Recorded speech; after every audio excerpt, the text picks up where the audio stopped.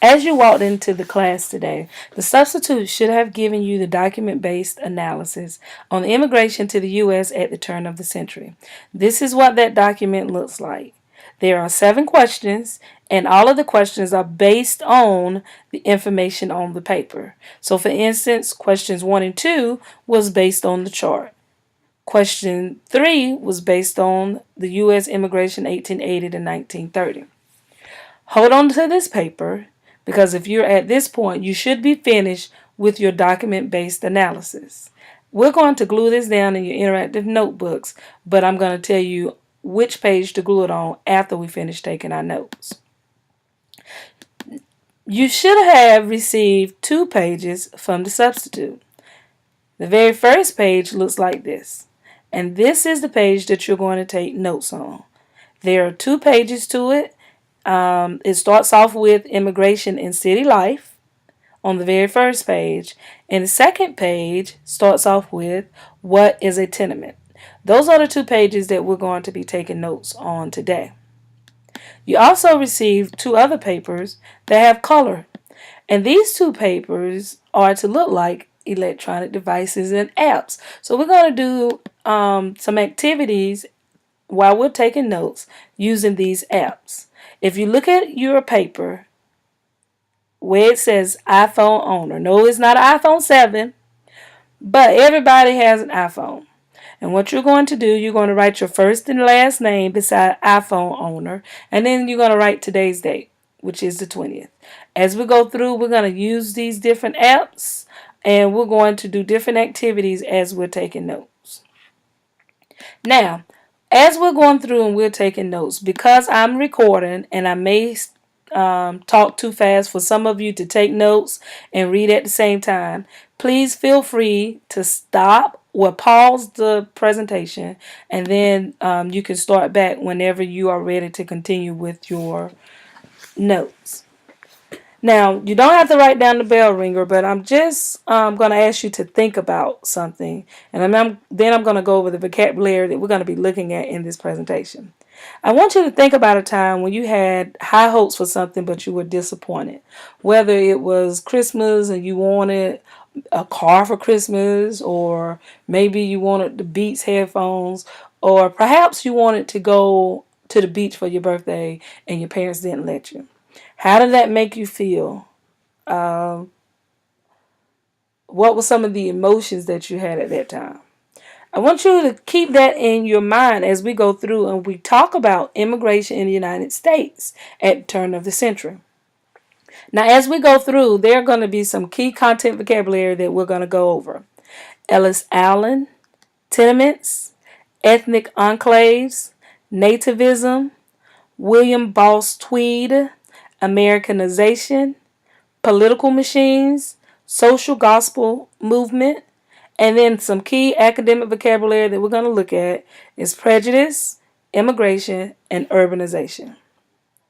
So going through and looking at immigration and city life, I want you to take a look. This was a typical city in New York. This was typical in New York City on any given street. You see all of these people on the street.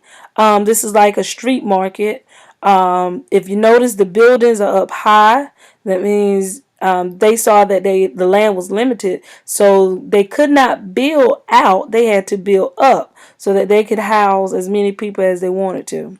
At this time, you can see that there were no cars. You see mostly wagons. Well, really all wagons because there's no cars. Being pulled by horses. And then there's little children. Just look at the faces of the people in this picture as we think about immigration and city life at the turn of the century. Now, we're going to take a trip together. And the reason why we're going to take a trip together is so that we can get a better understanding of the immigrants at the turn of the century. We're going to go back in time and we're going to take a tour of New York City. So make sure you have your boarding pass ready. And we're going to travel on a time machine. So where are we leaving from? Millions of immigrants came into the United States in the late 19th and early 20th century. So that's between 18 and 1900s. Between the 1860 and 1910, we're going to see that the population of the United States is almost tripled in size. There's so many immigrants coming into this new world. During this time, we get 20 million immigrants that came from China, Southern, and Eastern Europe. Now, it's key that we look at this map because we get to compare and contrast old and new immigrants. When we look at the old immigrants came from Northern and Western Europe. All right, they were considered old immigrants because they came, when we think about colonial era, this is the era that they came from. And they came to New York, Ellis Island, which is off the coast of New York. But as we're going through and we're looking at 1870 and 1900s, we begin to get new immigrants. And these new immigrants came from Southern and Eastern Europe. And they're traveling to the United States to Ellis Island. Not only are we getting immigrants from Europe, but we're also getting immigrants from Canada, who's north, Mexico and South America, who's south, and we're also getting immigrants from the Asian continent, Japan and China. But they're coming in on the west coast in California at Angel Island. Okay, so make sure you know the difference between old immigrants and new immigrants. So we're going to travel back in time and we're going to travel across the Atlantic Ocean and we're going to New York City. But how are we going to get there? I'm glad you asked that question. We're going to travel on steamships, and that was the mode of transportation for the immigrants coming to America because airplanes were not invented at that time.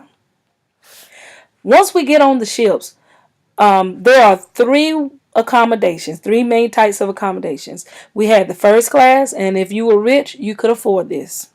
Second class, maybe not as rich, but you could afford this. And it was, you had to have money for either one of these classes. If you travel first or second class, you could transfer directly into the city, New York City. You didn't have to go through Ellis Island. However, if you was an average everyday citizen, you had to go through the steerage. And steerage passengers had to be processed at Ellis Island before they could even step foot in the United States. Well, let's look at what first class life looked like. On the ship, this was a dining setting for anyone that was in first or second class. They could come here and eat with their families, play cards, play dominoes, have tea. But this was the area that they could go and just spend time with their family. We're going to look at a couple of the rooms at the time. Here's one of the rooms on the ship where you had a bed and chairs for you to sit down. Now, the rooms were not that large, but it was, large enough for first class life. Here's another room that had the chairs and the bed. And a third room, chairs, table, bed. And then this is where they would just congregate. They would just get together and there may be a show on the ship or there may be music playing down here, but they got a chance to just get together, unwind, talk, get out of the room because after being in that room for so long, you needed to get away. But because most of us are poor, we're going to travel on the steerage. And we're going to get the experience of the steerage because it was like a nightmare. At one time, the average passenger mortality rate was 10% per voyage. So they didn't know if they was going to make it from Europe to the United States because a lot of them were dying on the ships crossing over the Atlantic Ocean. A lot of the steerage, one of the reasons why the people were dying was because it was crowded. And I'm going to show you a picture in a minute of how crowded it was because these people didn't have a lot of money, and so these ship captains tried to make sure they could get the most money as they could. Then it was dark.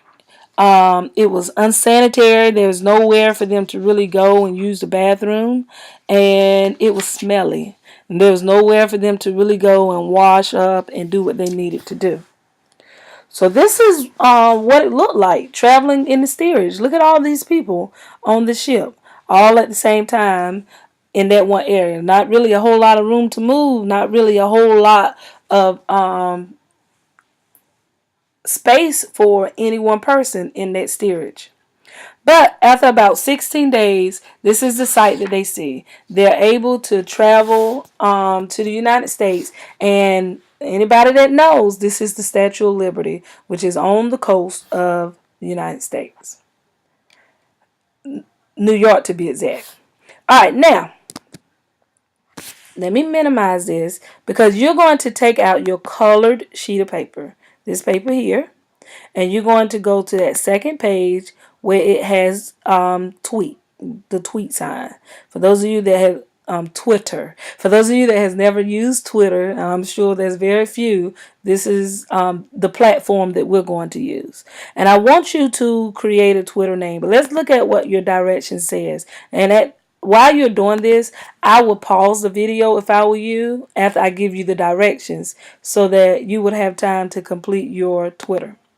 So what you're going to do in 150 characters or less, because you can't write a lot in Twitter, you're going to describe your 16-day experience aboard the steamship. Just think about what it felt like, because you're on the steerage. No matter how bad you want to be in first or second class, that's not the case. You're on the steerage.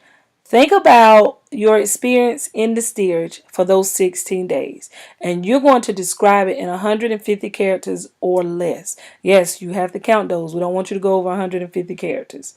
Yes, we have our cell phones. I know that we are in the past, but since we are from the future and you are in my class, then we have this special privilege of using our cell phones in the past. All right. So make sure you write down, describe your 16-day experience aboard the ship in the steerage. Then I want you to make sure you include at least one hashtag. So it could be a hashtag about your experience on the steerage. And the tours that we're taking is the Gilded Age tour. So at this time, go ahead and pause and finish your tweet.